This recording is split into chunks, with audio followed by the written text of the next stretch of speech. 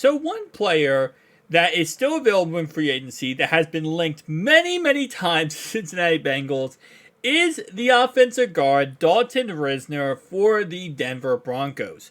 He was a former second round pick, ninth pick overall, and let's be honest, is kind of still a monster. Here's his draft profile grade. He was drafted as an offensive tackle from Kansas State, but then he moved to a guard. And on paper, looks to be an absolute stud when he was drafted. Everybody loved the guy. There was a lot of comparisons from him to Cody Whitehair, another successful NFL player. And not too many really red flags. I mean, the reason why he went in the second round was because kind of what expected happened was that he was supposed to move to offensive guard, and he did. So he was, drafted as a tackle, but it was presumed he eventually would become guard. And he played all 4 seasons as guard in the NFL.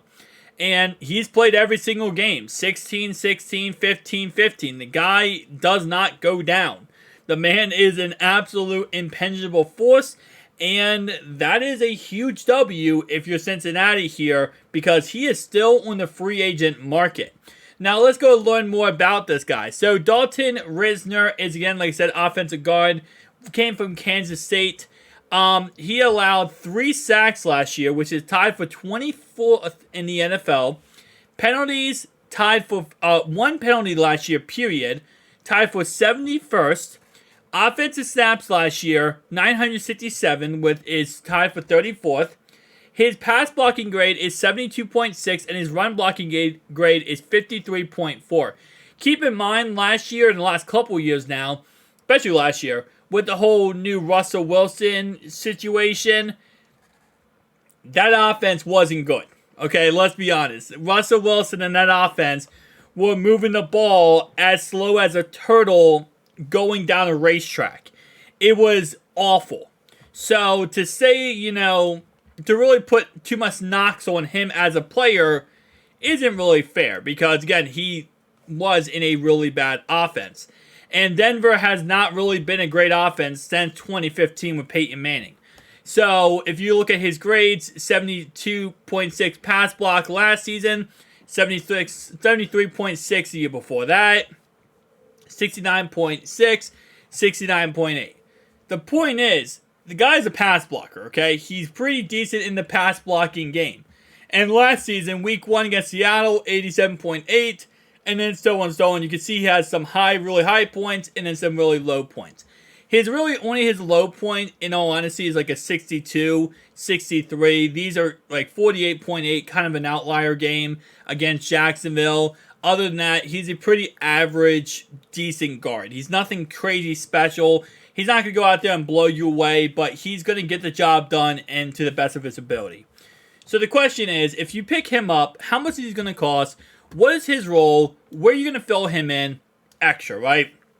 Well, if you pick up Dalton Risner here, if we pick him up for anything more than a 1-year contract, I will be upset.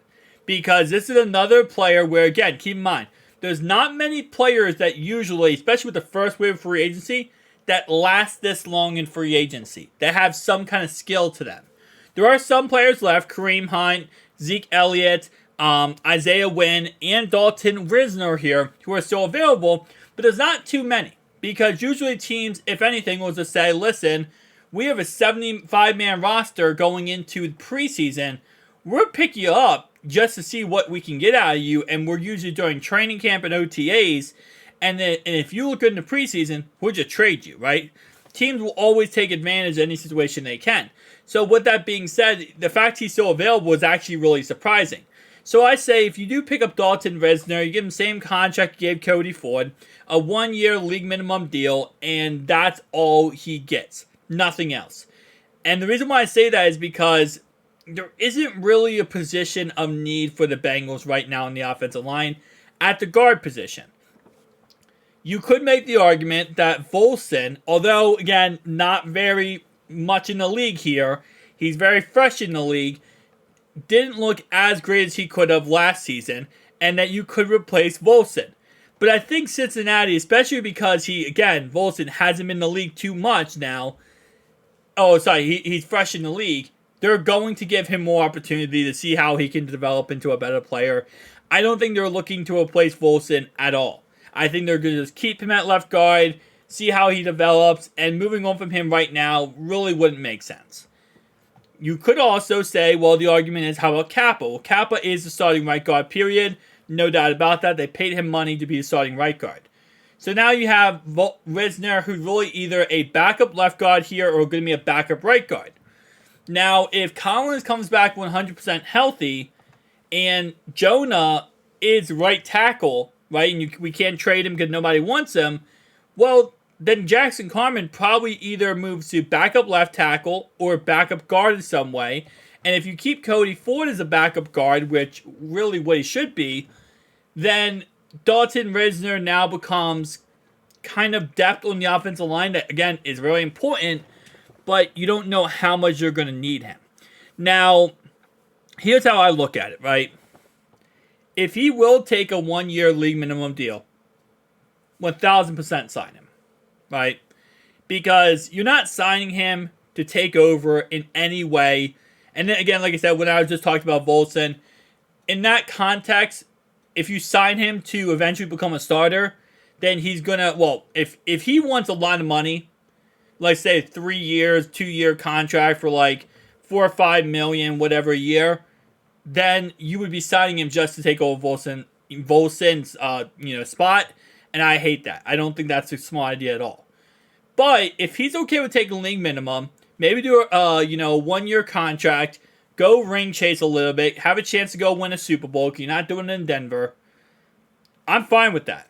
Get some quality depth on the offensive line.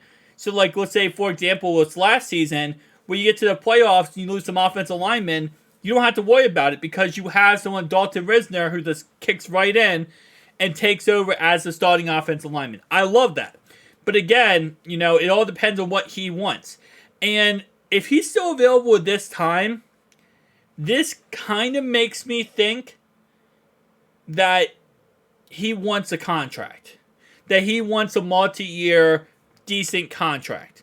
And he's not just going to take a 1-year minimum. Because, and again, this is my personal opinion here, I feel like if he was okay with that, then he would have already been signed. That's kind of how I feel about that. But if you're Cincinnati here, especially now the draft's over, you can make the argument to him, listen, on June 1st, you're going to have probably 5-10 more offensive guards, that's linemen, hit free agency.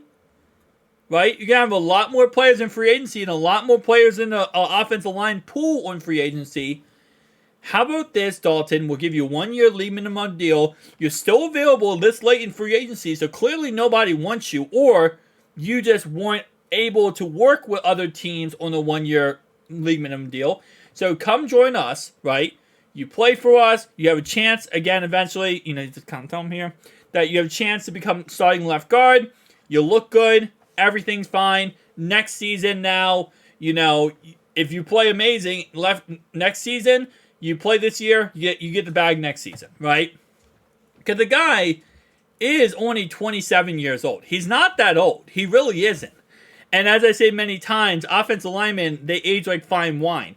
The older they are, the better they are, right? The more developed they get as an offensive lineman. So, again, if you get him for league minimum, I'm not against this at all as offensive line depth. But there's just no reason to get him for a lot of money. Because, again, then you are speaking a narrative that he's going to be the replacement for Volson. And I don't think that is what they want right now. They have the guys on the roster right now to fix an issue if Volson isn't the guy or if Volson goes down with injury. Knock on wood to avoid that.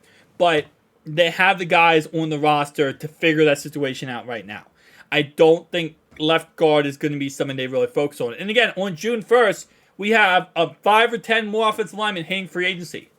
It's very possible we find somebody else on June 1st who is better than, my man Dalton Risner right here. But a lot of people are linking him to the Bengals because he's the last real good guard in free agency. Now, the Bengals did sign a couple offensive guards that were undrafted free agents, and I'm sure they want to test those guys out and see how those guys can perform in the system too.